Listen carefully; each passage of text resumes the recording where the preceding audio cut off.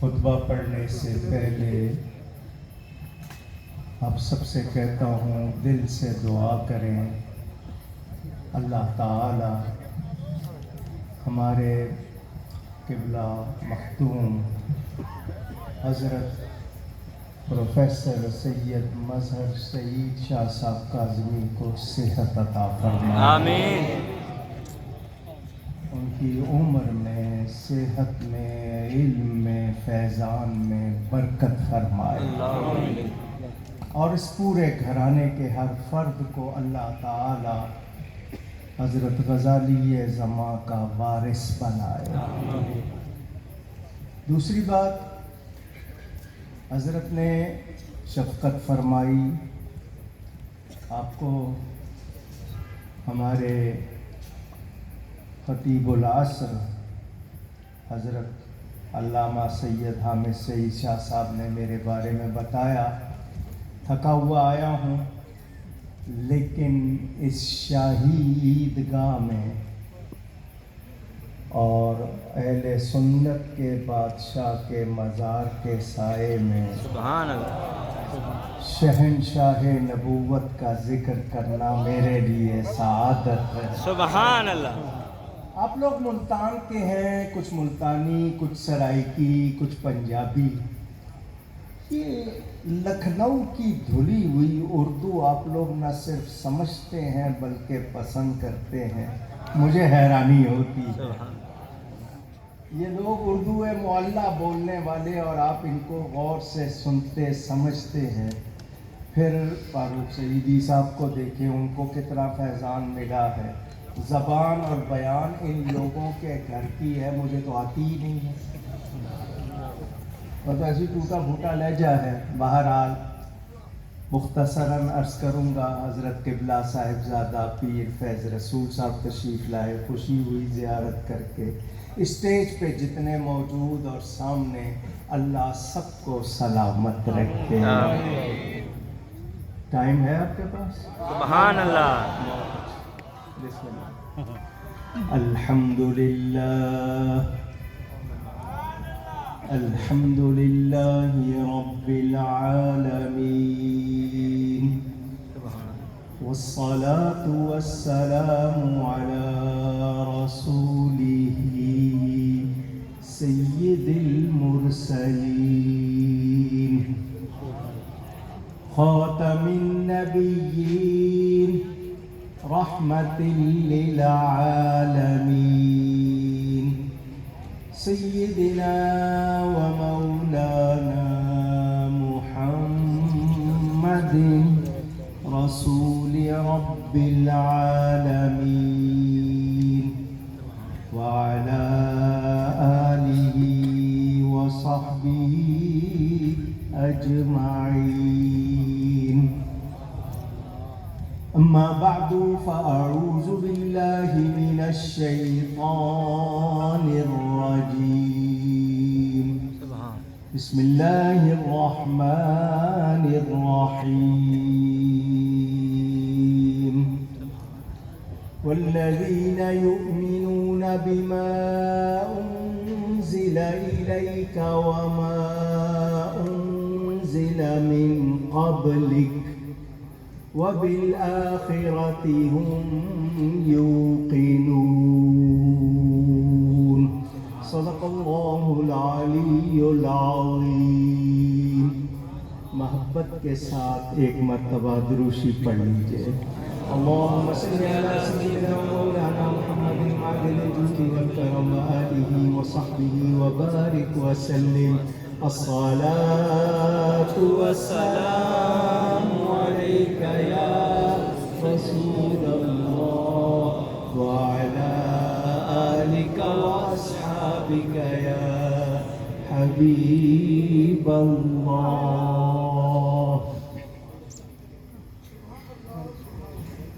حمد و صلات کے بعد قرآن کریم کی سورہ بقرہ کی ابتدائی آیات میں سے ایک آیت آپ کے سامنے تلاوت کرنے کی سعادت حاصل کی. مختصر سے وقت میں جو موضوع مجھے فرمایا گیا اس میں چند باتیں آپ تک پہنچاؤں گا.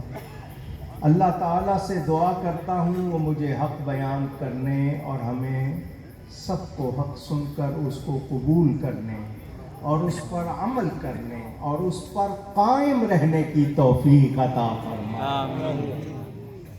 پہلی بنیادی بات، دین یہ لفظ عربی کا ہے، قرآن میں موجود ہے، اس کے معنی ہے قانون۔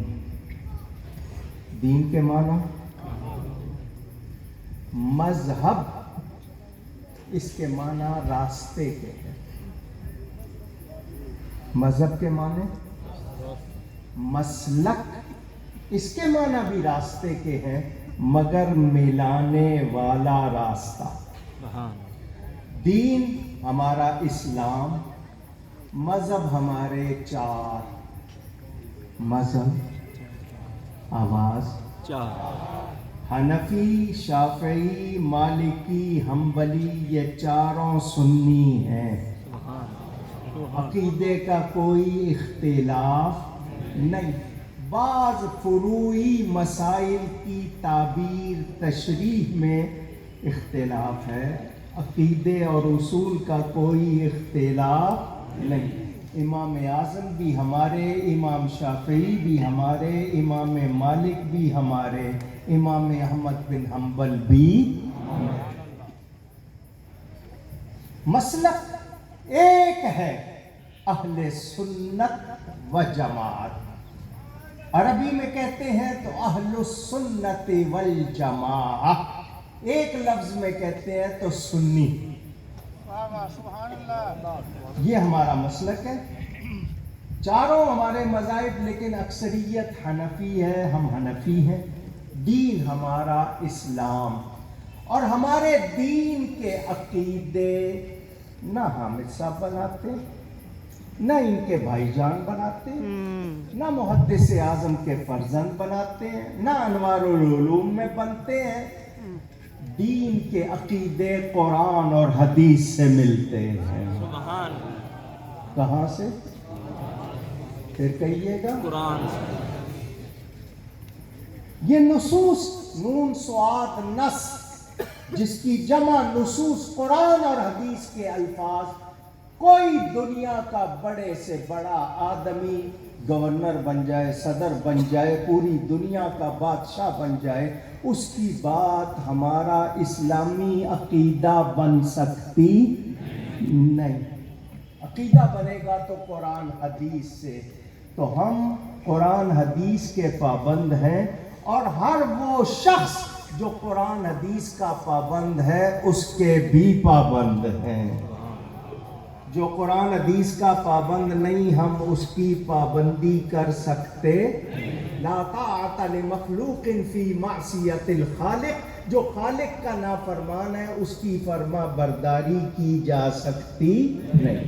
آپ نے سن لیا، جب اتنی بات آپ نے سن لی تو اب لفظ عقیدہ، جمع اردو میں عقیدوں، عربی میں عقائد، اعتقادات، اس عقیدے کا معنی کیا ہے؟ قرآن حدیث کی وہ بات جو دل میں نقش کر لی جائے، دل میں جما دی جائے، نظریہ، اس کو عقیدہ کہتے ہیں۔ کیا کہتے ہیں؟ میں نے پہلے بتا دیا، قرآن حدیث، وہ جو بات جو ہم نے دل میں نقش کر دی، جما دی، اس کو عقیدہ کہتے ہیں۔ عقیدت اور ہوتی ہے عقیدہ۔ عقیدت کے معنی کیا ہے؟ کوئی چیز اچھی لگے، دل میں اس کے لیے جگہ بن جائے، اس کو عقیدت کہتے ہیں۔ ٹھیک ہے؟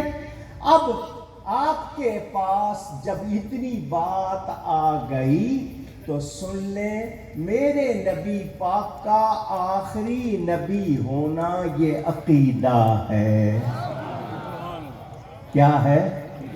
اور عقیدہ کہاں سے بنتا ہے؟ قرآن حدیث سے۔ تو اب جب یہ عقیدہ ہے، بنیادی عقیدہ ہے، ضروری اور قطعی عقیدہ ہے، تو جو اس کو نہیں مانے گا وہ مسلمان ہو سکتا؟ اگر مگر چون چرا چونکہ چنا کے، یہ جتنے ہیر پھیر کر لے، اگر نبی پاک صلی اللہ علیہ وسلم کو آخری نبی نہیں مانتا وہ ایمان والا نہیں۔ یہ فیصلہ 1974 میں آج کی تاریخ میں 7 ستمبر میں پاکستان کے آئین کا حصہ ہوا۔ یہ فیصلہ 1400 سال پرانا ہے۔ فیصلہ 1974 میں یہ پاکستان کے آئین کا حصہ بنا۔ اس کو لکھنے والے 2 افراد ہیں، ایک کا نام حضرت علامہ عبد المصطفیٰ الازہری، دوسرے کا نام شیخ القرآن مولانا غلام علی صاحب۔ ان دونوں نے بیٹھ کے مسودہ بنایا، مولانا شاہ احمد نورانی نے پیش کیا، وہ قانون کا حصہ بنا۔ آج کوئی تحذیر الناس والوں کا نمائندہ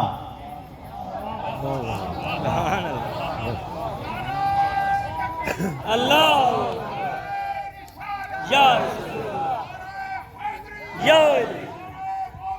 یا اگر لیبل لگا کر اپنا نام لگانا چاہے کہ نہیں یہ سنیوں کا نہیں ہے، تو تمہارے تو اپنے گھر میں ابھی تک فیصلہ نہیں ہوا ہے، تم نے میرے نبی کی ختم نبوت کو مانا ہی نہیں ہے، تم کہاں سے قرارداد پیش کر سکتے ہو؟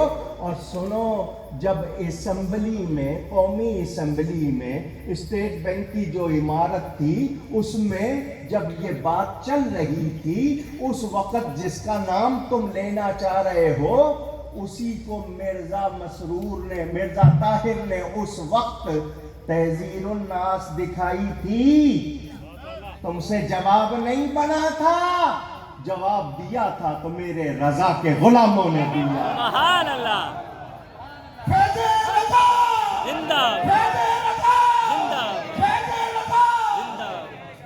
سمجھ آ رہی ہے بات؟ اور ہم، یہ مرکزی اسٹیج ہے جماعت اہل سنت کا بھی اور علماء کے استاد کا بھی، ٹھیک ہے نا، علمی بھی، روحانی بھی، سیاسی بھی، بڑا اسٹیج ہے۔ میں یہاں سے اپنی ذمہ داری پر، یقیناً یہ لوگ میری مخالفت نہیں کریں گے، تائید کریں گے، اپنی ذمہ داری پہ اعلان کرتا ہوں، یہ بکواس جو کر رہے ہو دوسروں کا نام تھوپنے کی بند کر دو۔ اگر نہیں بند کرو گے تو تمہیں بھی غیر مسلم قرار دلوانے کی قرارداد پیش کی جائے۔ سبحان اللہ، کیونکہ یہ نہیں ہو سکتا کہ مرزا کے لیے کہا جائے اور جس نے نبوت کا دروازہ کھولا ہے اس کو چھوڑ دیا جائے۔ تحذیر الناس کی عبارت پر بھی علماء اہل سنت کا فتویٰ اسی طرح موجود ہے۔ تم اپنی آوازیں بند کر لو۔ مولانا شاہ احمد نورانی ابو بکر صدیق کی اولاد ہے۔ سبحان اللہ، ہمیں ان سے بہت اختلافات سیاسی ہو سکتے ہیں، دوسرے ہو سکتے ہیں، مگر صدیق اکبر کی اس اولاد نے یہ قرارداد پیش کر کے اپنے آباء و اجداد کو اسی طرح سر بلند کیا ہے جیسے کرنا چاہیے۔ سبحان اللہ، سمجھ آ رہی ہے بات؟ یہ اس لیے بات کی ہے کہ کوئی یہ نہ سمجھے کہ ہم کوئی کمزور ہیں۔ اور اگلا جملہ آپ کو پسند آئے نہ آئے، یہ لبیک یا رسول اللہ کا نعرہ مولانا خادم حسین رضوی نے نہیں دیا، انہوں نے اس نعرے کو عام کیا ہے۔ یہ نعرہ ہم کو اہل سنت نے بہت پہلے دیا، سبحان اللہ، اور یہ نعرہ سنی کا نعرہ ہے، کسی پارٹی کا نعرہ، یہ ہر سنی کا نعرہ ہے، یاد رہے، ٹھیک ہے؟ زندہ باد، زندہ باد، پاکستان کا مطلب کیا؟ لا الہ الا اللہ۔ پاکستان کا مطلب کیا؟ لا الہ الا اللہ۔ سنیں سنیں، ہم اہل سنت و جماعت ہیں۔ آپ کو شاید یہ بات اگر نہیں معلوم تو آج یاد کر لو، پاکستان بنایا بھی سنیوں نے ہے، انشاءاللہ بچائیں گے بھی سنی۔ سبحان اللہ، سبحان اللہ۔ حضرت پیر جماعت علی شاہ صاحب علی پوری رحمت اللہ علیہ نے جب تک تحریک پاکستان کے قائد اعظم محمد علی جناح کی حمایت نہیں کی تھی، قائد اعظم کی آواز میں اتنا دم نہیں تھا۔ پیر جماعت علی شاہ صاحب نے کہا میں مال بھی دوں گا، ورکر بھی دوں گا، پھر سنیوں کا پورا لشکر ساتھ ملا اور بنارس کی سنی کانفرنس میں اہل سنت نے یہ اعلان کیا تھا کہ محمد علی جناح اگر پاکستان کے مطالبے سے دستبردار ہو گیا تو ہم سنی پاکستان لے کے رہیں گے۔ سبحان اللہ۔ یہ اولیاء کا فیضان ہے، سمجھ آئی؟ تو سنیوں کو جاگنا چاہیے، جیسے حضرت نے بتایا، تاریخ بھی یاد رکھو، اپنے عقیدے بھی یاد رکھو اور وقت کو بھی دیکھتے رہو۔ شکر کرو ایسے رہنما ملے ہوئے ہیں، سبحان اللہ۔ ان کی قدر کرو، ان کا ساتھ دو، ان کو مضبوط کرو اور دنیا والوں کو بتا دو کہ پاکستان سنیوں کا ہے۔ سبحان اللہ۔ اب آیت جو میں نے پڑھی ہے توجہ سے سنیں، سورہ بقرہ کی ابتدائی آیتوں میں ایمان والوں کے 6 عقیدے بیان ہوئے ہیں۔ کتنے؟ قرآن کے شروع میں۔ وہ قرآن پڑھنے والے تو قرآن پڑھنے لگا ہے نا، تو نے 114 سورتیں پڑھنی ہیں، 6666 یا جتنی بتائی جاتی ہیں آیتیں پڑھنی ہیں، تو نے 540 یا جتنے رکوع ہیں وہ پڑھنے۔ ذرا ابتدا میں پڑھ لے کہ ایمان والے کون ہیں۔ پہلی نشانی الذین یؤمنون بالغیب، بن دیکھے ایمان لاتے ہیں۔ لمبی تقریر ہے، میں نے صرف اشارہ کر۔ دوسری یقیمون الصلاۃ، نماز قائم رکھتے ہیں۔ نماز، آواز نہیں آئی، قائم رکھتے ہیں۔ پڑھتے نہیں، قائم رکھتے ہیں۔ قائم رکھنے کا مطلب فرض، واجب، سنت موقدہ جو بھی اس کے لوازم جوارے ہیں ان کے ساتھ باقاعدگی کے ساتھ اس کو ادا کرتے رہنا۔ یہ نہیں کہ کبھی پڑھ لی کبھی نہیں پڑھی، کیونکہ نمازی کئی قسم کے ہوتے ہیں۔ ایک ہوتے ہیں 8 کے، 8ویں دن جمعہ، ایک ہوتے ہیں 68 کے، موج آئی پڑھ لی نہیں آئی نہیں۔ کچھ ہوتے ہیں 61 کے، جنازہ پڑھ لیا۔ کچھ ہوتے ہیں 360 کے، عید پڑھ لی۔ وہ نہیں، باقاعدہ 5 وقتہ قائم رکھنا ہے۔ وَمِمَّا رَزَقْنَاهُمْ يُنْفِقُونَ، اور جو کچھ ہم نے ان کو دیا ہے اس میں سے خرچ کرتے ہیں۔ رزق کا معنی دی ہوئی چیز، رزق کا معنی دی ہوئی چیز، ذرا زور سے کہیں، دی ہوئی چیز۔ اولاد دی ہوئی، زندگی، مال، تو اللہ کی دی ہوئی چیز میں سے اللہ کی راہ میں خرچ کرنا، یہ ایمان والے کی نشانی ہے۔ وہ سیلاب زدگان ہوں، وہ مدرسے کے طلباء ہوں، وہ جو بھی آپ اس اللہ کے دیے ہوئے، آپ اگر کسی بیٹے کو عالم بناتے ہو تو اولاد بھی رزق ہے، اللہ نے دیا عطیہ، آپ نے اس کو عالم بنایا تو یہ بھی ایمان والے کی نشانی ہے۔ اگلی 3 نشانیاں ہو گئی، ایمان بالغیب، نماز قائم رکھنا، اللہ کے دیے ہوئے میں سے خرچ کرنا۔ چوتھی چیز الذین یؤمنون والذین یؤمنون بما انزل الیک، اور ایمان لاتے ہیں، مانتے ہیں اس کو جو آپ کی طرف اترا۔ اے حبیب آپ کی طرف قرآن اترا، اس پر ایمان۔ وما انزل من قبلک، اور جو آپ سے زور سے کہیں، آپ سے پہلے یہاں جتنے بھی قرآن یاد کیے ہوئے جن کو حافظ کہا جاتا ہے، بتائیں وما انزل من قبلک کے بعد وما انزل من بعدک ہے اونچی؟ قرآن کے شروع میں اللہ نے ختم نبوت کا اعلان کر دیا ہے۔ اللہ یا رسول اللہ۔ 5 چیزیں ہو گئیں، छठी चीज वबिलआखिरति हुम युकिनून, और आखिरत पर यकीन रखते हैं। शुरू में ही ऐलान हो गया खत्म नबूवत का। मेरे पास कादियानियों का छपा हुआ कुरान मौजूद है, उसमें इसी आयत के नीचे लिखा हुआ है और आपके बाद भी जो उतरा। तो ये किसका तर्जमा है? तो जो कुरान में तहरीफ करे, तहरीफ के माने उसमें कुछ चीज बदले, बिगाड़े, बताएं वो मोमिन है? मुस्लिम? तो पाकिस्तान ने तो 1974 में ऐलान किया है, रब ने पहले ही ऐलान कर दिया जो मेरे नबी को आखिरी नहीं मानते वो मोमिन ही नहीं है। समझ आ गई? पाकिस्तान का आईन कुरान को मानकर फैसला कर रहा है, हम पहले कुरान के पाबंद, हम पहले नबी के पाबंद, फिर हम पाकिस्तान के आईन के पाबंद। पाकिस्तान के आईन में तब्दीली हो सकती है, रब के फरमान में तब्दीली नहीं हो सकती। लिहाजा जो भी खत्म नबूवत का मुनकिर है वो मोमिन, जो उसको मोमिन माने वो भी मोमिन। दोनों बातें आपने सुन ली। एक है लफ्ज खातम और एक है खातिम। एक में जबर है, एक में जेर है। खत्म करने वाला या मोहर दो ही माने करते हो ना, तो दोनों तरह मेरे नबी, आखिरी नबी। मोहर कब लगती है, आखिर में या शुरू में? तो आखिर में ही मोहर लगी है। अकमल तो लकुम, फैसला हो गया।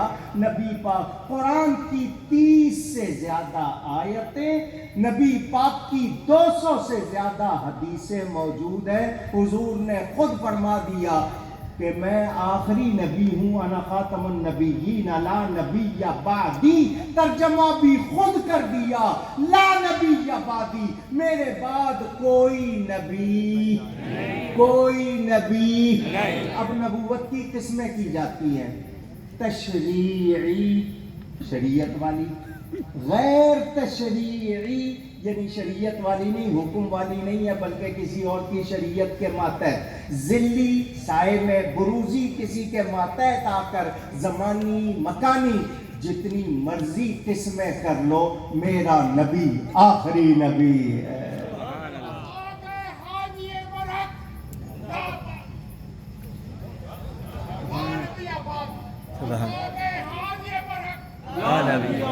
सुनो सुनो, मेरी बात सुनो ध्यान से।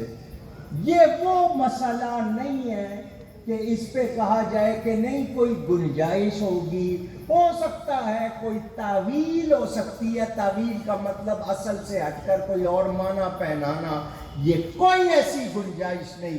ये कतई उसूली इजमाई फैसला है पूरी उम्मत का कि हजरत सैयदना मोहम्मद बिन अब्दुल्ला बिन अब्दुल मुत्तलिब बिन हाशिम मेरे नबी पाक आखिरी नबी हैं। आखिरी नबी। उनके जाहिरी जमाने में उनके बाद किसी किस्म का कोई नबी न था, न है, न होगा। हाँ, मेरे नबी ने फरमाया 30 कज़्ज़ाब होंगे। काज़िब कहते हैं झूठे को, कज़्ज़ाब मुबालगे का, बहुत ज्यादा झूठा। दज्जल कहते हैं धोखे को, दज्जाल बहुत ज्यादा धोखा देने वाला। फरमाया कज़्ज़ाब दज्जाल होंगे 30 होंगे, और उनमें से हर कोई ये समझेगा वो नबी है। फरमाया सुन लो, मैं आखिरी नबी हूं, मेरे बाद कोई नबी नहीं। अच्छा, हमें दो हस्तियां ऐसी मिलती हैं जिनका जिक्र नबूवत के हवाले से हो सकता था, हो सकता है, नहीं था। एक है फारूक आजम, एक है मौलाए कायनात। हुजूर ने खुद फरमा दिया लौकाना बादी नबीयुल लकाना उमर, मेरे बाद कोई नबी होना होता तो उमर नबी होता। अगर होना होता तो उमर नबी होता। हुजूर सल्लल्लाहु अलैहि वसल्लम एक गज़वा में तशरीफ ले गए। हजरत अली को फरमाया पीछे रहो। उन्होंने कहा मैं मुजाहिद हूँ, इस्लाम के लिए अल्लाह की राह में लड़ने वाला हूँ, और आप मुझे फरमा रहे हैं घर में रहो। फरमाया हाँ, तुम्हें कह रहा हूँ घर में रहो। सुनो, تمہاری اور میری حیثیت جاننا چاہتے ہو تو سنو، تم میرے لیے اسی طرح ہو جیسے موسیٰ علیہ السلام کے لیے ہارون تھے. الا انہ لا نبی بعدی، مگر سن لو میرے بعد کوئی نبی میں کوئی نبی.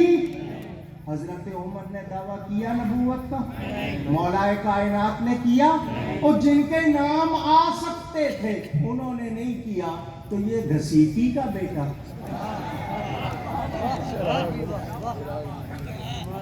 میں اپنی طرف سے نہیں کہہ رہا، کتاب میں اس کی ماں کا نام چراغ بی بی عرف گھسیٹی. وہ گھسیٹی کا بیٹا کہاں سے، اور وہ بھی ون وے ٹریفک. کیا کہتے ہو؟ کانا، ایک آنکھ والا. آپ کی ٹریفک پولیس جو ہے وہ ایک آنکھ والی گاڑی کو نہیں برداشت کرتی. امت ایک آنکھ والے کو کہ نبی کیسے برداشت کرے. نعرہ تکبیر، نعرہ رسالت، نعرہ رسالت، نعرہ رسالت. تاجدار ختم نبوت، تاجدار ختم نبوت، تاجدار ختم نبوت علامہ ڈاکٹر کوکب نورانی، ساری اہل سنت. ساری عمر زور لگاتا رہا محمدی بیگم مل جائے. کوئی پسند آ گئی تھی، نام تھا محمدی بیگم. کہنے لگا میرا عرش پر اس سے نکاح ہو گیا ہے. اس کے باپ نے کہا میں نے کسی اور سے کر دیا. کہنے لگا اگر تم نے وہ نہیں دی تو یوں ہو جائے گا. ان کا کچھ نہیں ہویا، اس وہ عورت کے پتر ہو گیا. کتنی کوشش کی وہ مل سکی، مر گیا وہ ہاتھ. یہ حال تھا اس کا. میں ایک بات اس کی سنانے لگا ہوں، شاید آپ نے نہیں سنی ہوگی. اس نے کہا میں آدم بھی ہوں، میں نوح بھی ہوں، میں موسیٰ بھی ہوں، میں عیسیٰ بھی ہوں، میں مریم بھی ہوں. اللہ نے مجھ سے زنا کیا. میں کسی پہ الزام نہیں لگا رہا، کتابیں میرے پاس موجود. میں غزالی زمان کا شاگرد ہوں، اکاڑوی کا بیٹا. الزام نہیں لگا رہا. اس نے کہا کہ اللہ نے اپنے مرد ہونے کا اثر مجھے دکھایا، مجھے حمل ہو گیا. 10 مہینے حمل رہا اور پھر مجھ میں سے میں ولد میں پیدا ہو گیا. ایسے آدمی کو انسان مانو گے؟ نبی ہونا، مسلمان ہونا تو دور کی بات، ہم ایسے شخص کو انسان بھی ماننے کو تیار نہیں. اچھا جی، یہاں پر آپ لوگ آتے ہو، علماء سے بیان سنتے ہو. ابھی آپ نے سنا کہ جو ایسا نہیں مانے گا وہ سنی نہیں، جو ایسا نہیں سنا نا. اس مرزا نے کہا جو مجھے نہیں مانے گا وہ کنجر کی اولاد ہے، کتیا کی اولاد ہے. تو کیا آپ اس بات کو برداشت کرو گے؟ اونچی نہیں. سوچو، غور کرو، اللہ نے تمہیں عقل دی ہے. جب قبر میں جاؤ گے تمہاری ماں، باپ، بہن، بھائی، بیوی، سسرال، لیڈر کوئی نہیں آئے گا. نبی پاک آئے گا. سبحان اللہ. پوچھا جائے گا ان کے بارے میں کیا کہتے تھے. سبحان اللہ. کیا کہتے؟ علماء بیٹھے ہیں یہاں سے تو سیکھتے ہیں سارے. ما کنت تقول، ماضی کا سیکھا. بچے بھی جانتے ہیں ماضی گزرے ہوئے زمانے کو کہتے ہیں پاسٹ ٹینس. جب تک تو مرا نہیں تھا ان کے بارے میں کیا کہتا تھا. تو سنی جگہ پوچھتے ہو کیا کہتا تھا. میں کہتا تھا سب سے اولا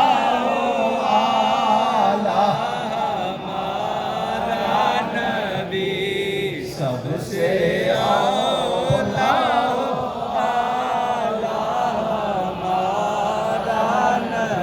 میں نے کبھی بھی آپ سے نہیں کہا، جب بھی کیا ہوگا چندہ کیا ہوگا. آج میں جتنے شعر پڑھوں دل کھول کے دینا. جتنا دو گے وہ سیلاب فنڈ میں ڈالیں گے. ٹھیک ہے؟ دل کھول کے اگر آپ کو اللہ توفیق دے. سب سے اولا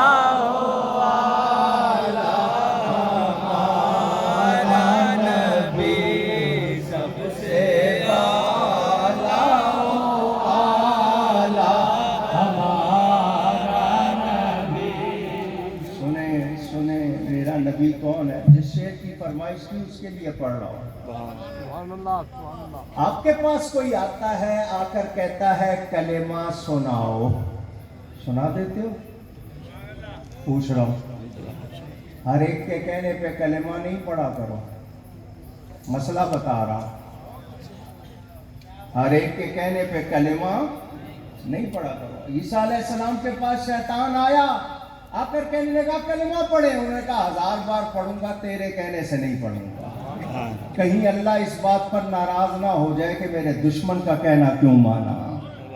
سن رہے ہو ایمان کی قدر؟ آپ کے پاس کوئی آتا ہے کلمہ پڑھو، آپ کلمہ پڑھ دیتے ہیں، لا الہ الا اللہ محمد الرسول اللہ صلی اللہ علیہ وسلم۔ وہ کہتا ہے مانتے 1,24,000 کم و بیش کے ہو، سب کو مانتے ہو، نام ایک کا لیا ہے، یہ کیا بات ہے؟ میں مانتے آپ سب کو، حضرت آدم سے لے کر حضرت عیسیٰ تک 1,24,000 یا 2,24,000 جتنے نبی رسول ہیں سب کو مانتے ہیں، کلمہ ایک کا پڑھتے ہیں۔ اگر کوئی پوچھ لے تو کیا جواب دو گے؟ تو جواب اس کے بہت سارے ہیں، آسان جواب ایک سکھا دوں آپ کو۔ حضرت موسیٰ کا ماننے والا حضرت عیسیٰ کو نہیں مانتا، حضرت عیسیٰ کا ماننے والا حضرت موسیٰ کو نہیں مانتا، مگر جو میرے نبی کا کلمہ پڑھتا ہے وہ سب کو مانتا ہے۔ سبحان اللہ۔ سمجھ آ گئی؟ تو آپ سے کوئی سوال کر لے تو اعلیٰ حضرت سے بھی ایک سوال کر لیا، اعلیٰ حضرت سے بھی کسی نے سوال کر لیا، اعلیٰ حضرت نے آگے سوال کر لیا۔ یہ جو نعت ہے اس میں سے یہ شعر آپ نے کم سنا ہوگا۔ اعلیٰ حضرت فرماتے ہیں انبیاء سے کروں عرض کیوں مالکو، نبیوں کو مالک کہہ کے پکار رہے، عقیدہ سیکھو۔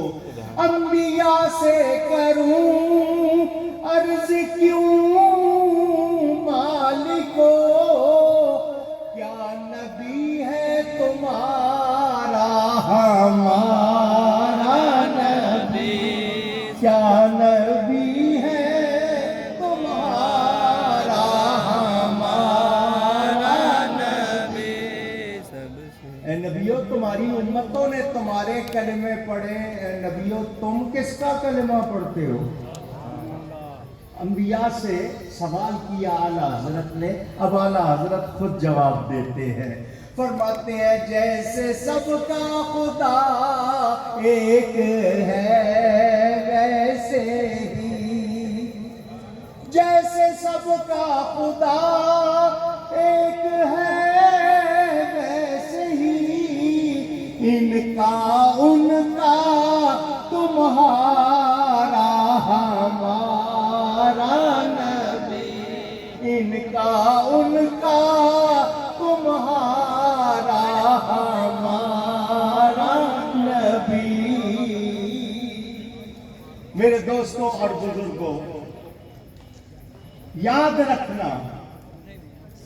رکھنا اس بات کو، حضور صلی اللہ علیہ وسلم سب کے نبی ہیں، نبیوں کے بھی نبی ہیں، اور میرے نبی کو جو آخری نبی نہیں مانتا وہ مسلمان۔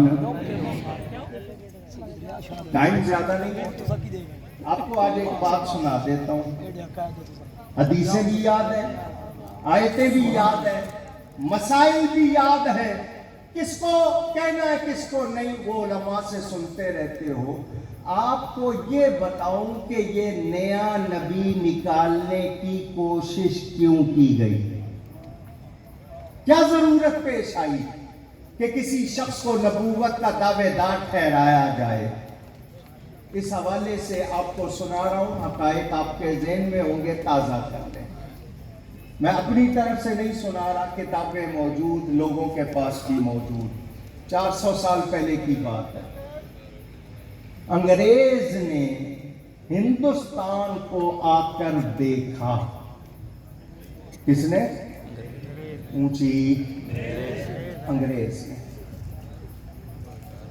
یہاں پر نواب ہیں، راجے ہیں، مہاراجے ہیں، ساری دنیا کو کھانے پینے کی چیزیں ہندوستان سے جا رہی ہیں، ایسے ایسے نواب ہیں کہ پیپر ویٹ کاغذ دبانے کے لیے جو اوپر پتھر رکھا جاتا ہے پیپر ویٹ کاغذ داب آپ اس کو کہتے ہیں 400 خیرات کے ہیرے پیپر ویٹ کے طور پر استعمال ہو رہے ہیں اور اتنا سونا ہے اس ملک پر قبضہ کرو ہندوستان پر توجہ ہے میری طرف ہندوستان پر قبضہ کرو ایسٹ انڈیا کمپنی کے نام سے تاجر آئے نام تھا تجارت کا مقصد تھا ہندوستان کا جائزہ لو کوشش کرو معلوم کرو مسلمانوں کی کمزوری کیا ہے یہاں پر مسلمان جو حکمران ہیں ان کو کس طرح ہٹایا جا سکتا ہے اس ملک پر کیسے قبضہ کیا جا سکتا ہے اصل مقصد یہ تھا نام کیا لیا تجارت نام کیا لیا اونچی کہیے گا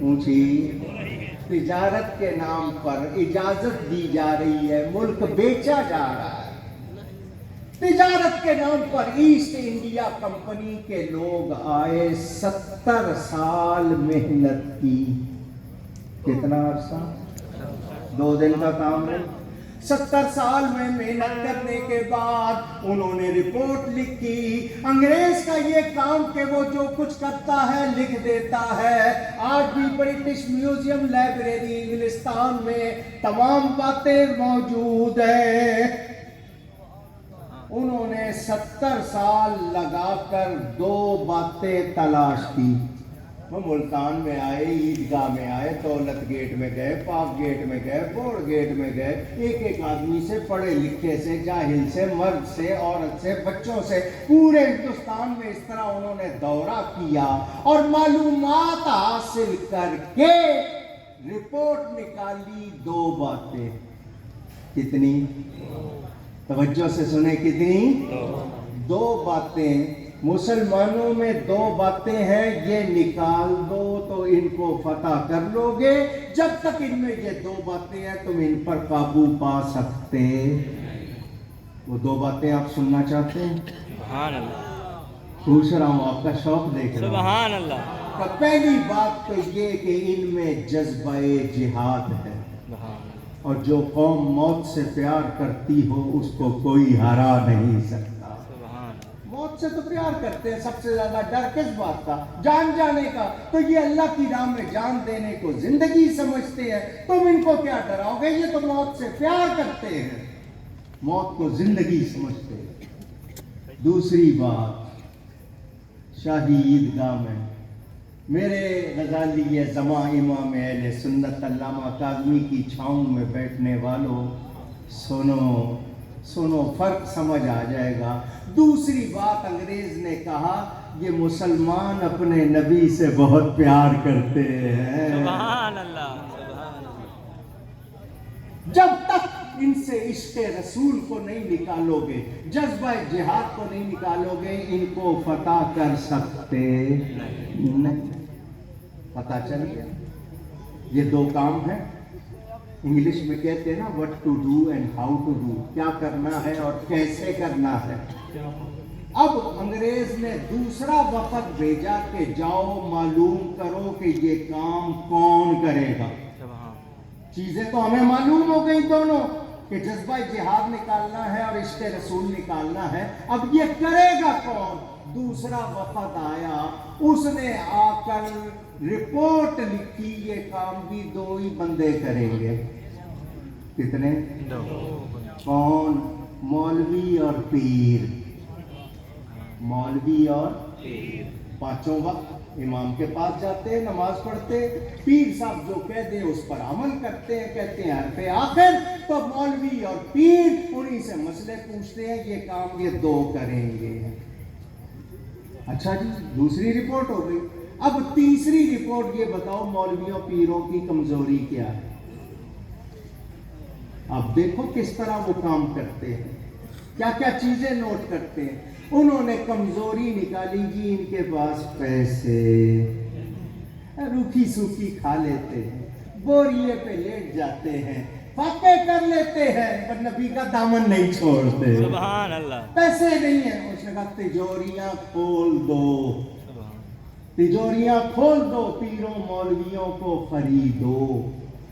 ये दो शहजादे मेरे दाएं बाएं बैठे हैं नबी की आल। सुभान अल्लाह। जिम्मेदारी से अल्लाह को गवाह बना के कह रहा हूं, एक सुन्नी नहीं बिका, एक सुन्नी शम्सुल उलमा, सर जायदादें जागीरें